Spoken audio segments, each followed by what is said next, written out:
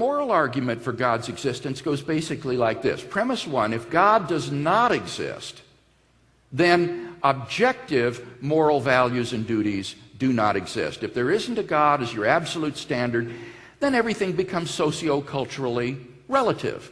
Moral values are just ingrained patterns of behavior that have evolved through biological and social evolution.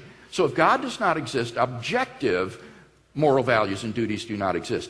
Premise two, objective moral values and duties do exist. Some things are really wrong. Rape, torture of a little child, molestation, hatred, cruelty are really wrong. Similarly, love, generosity, self-sacrifice are really good.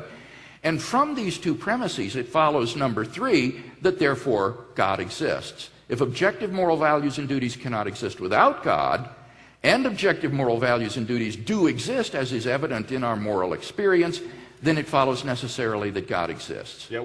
So what would you say very quickly to somebody who says, and Hitchens says this, we'll talk about him in a second, he's saying, look, I don't need the idea of God to make me good. Why do you insist that I've got to believe in God to be good? Okay, this is a very widespread confusion that you will encounter every time you share this argument. The argument is not that belief in God is necessary for morality. The argument is that God is necessary for morality. The existence of objective moral values and duties doesn't depend upon your belief in them. They exist independently if they exist. The argument is that God is necessary as a foundation for objective moral values and duties.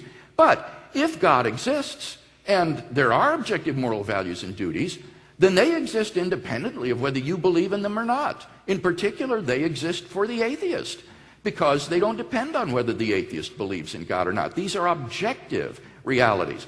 So the argument is not that atheists are bad people or that they can't live good and decent lives or that in order to live a good life you have to believe in God. That's not the argument.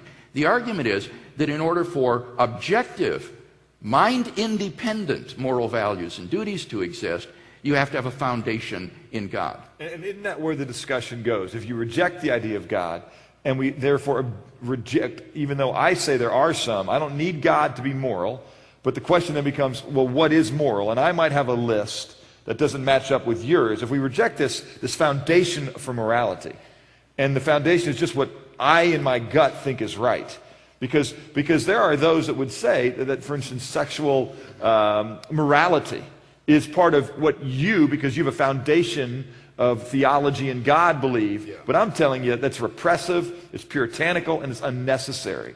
And so I still have a morality. My morality is different than yours because my base is different. Well, see, that person is affirming the first premise, that if God does not exist, then objective moral values don't exist. It's person relative. You have your code, I have my code. What he's really denying is the second premise, that objective moral values exist. He says they're person relative or person dependent.